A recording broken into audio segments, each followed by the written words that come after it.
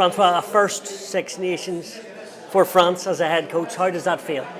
I'm very proud to represent France for this Six Nations first, because it's my country, native country, and very excited too at the same time, because it's a competition, and every competition at this level, it's very exciting. You did a very good job with Canada then in Quebec and other countries. Are you hoping that experience will work brilliantly for you with France? Well, I mean, every experience especially when they are good experience, can help, But the danger would be to try to do the same thing. French are different. The culture is different. I am different too now. I'm older. Maybe all this mix will bring us something where I try to bring the team. When you say the French are different and you're different, how do you add to your skill level as a coach? What do you mean? I mean, culturally it's different. When you coach Canada, it's more an Anglo-Saxon way, not the way like. They are way more clinical sometimes, way more physical sometimes, because they love training. The French likes training, but they love playing. So you need to find a way to make that train hard, but also playing with the ball. So that's where I am right now. Perfect. You have picked your squad, 16 uncapped, 10 players from Stade Bordeaux, a lot from Toulouse as well. Do you feel the blend is good going into this one? Yeah, I think it's a mix. Or as you said, there's very young players, but there's also a lot of veterans for the last World Cup, but young veterans, so they can bring their experience. They play in the top clubs in France. The rugby is pretty good, so we think that at least to start this cycle, having this mix should work. And you have coached a lot of the girls at Bordeaux as well, which should help you.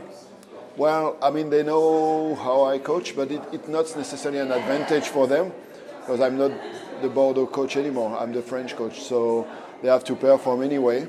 But they can help me, for some of them, to put the style into the game. Only 2 of the girls are 30. You talked about a young group. Why have you decided to go down this? Is it looking ahead to the World Cup, or is it now I have to win as well? No, I have to win as well. We want to win something. You never build anything by losing. You can learn from losing, but you can't build something by losing, especially if you're the coach, because you don't have time. You're going to get fired before. So we need to try to win very, very quickly. So I care about I care about the World Cup. I care about the average age of the team when we will reach the World Cup. Right now, what I care about is Italy. I will try my best with the pronunciations, but Barat, Tregu, Grondo, these new caps, which ones are very exciting, and who should we look out for? Well, but the 3 you just named, one of them is 18 years old. She's playing in the 7th circuit. 2 others are fullback for their team, Clermont-Ferrand and Toulouse. They are young. They bring that's what I told them. Bring your energy, bring your youth into the game in a good way. Don't worry about the experience. Don't worry about the level. Don't worry. Just express yourself. That's what the young people do. They express themselves. A player who's expressed themselves for years, Pauline Bourdon-Sansus. Oh yeah. How good can she keep getting? She's still young. I mean, she's 30, but not in her body and not in her mind. She's a good player. She's a very good player.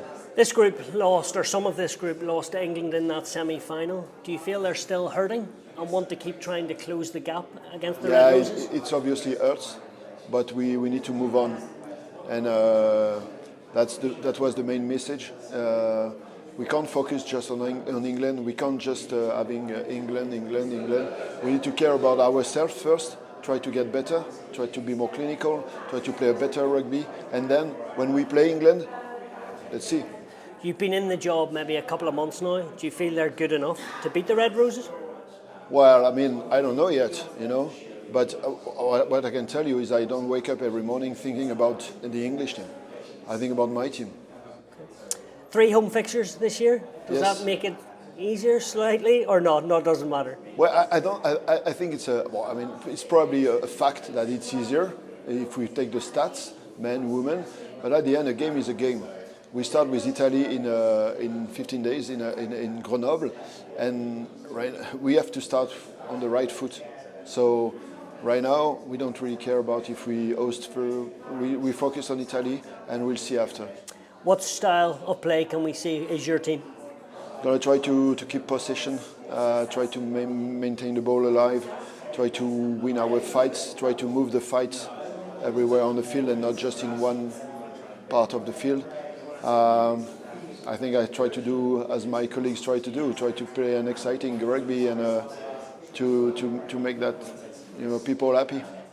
You talk about Italy. If you pass that test and then another 4, you will have England in Bordeaux for maybe a championship decider.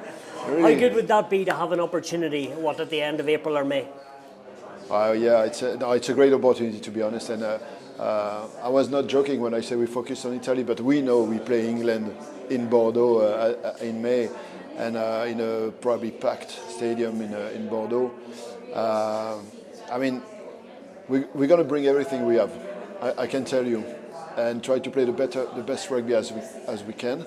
And if we beat England, if we don't, we can measure what we have to do it in 3 years and a half. François, thank you so much. Welcome. Thank you.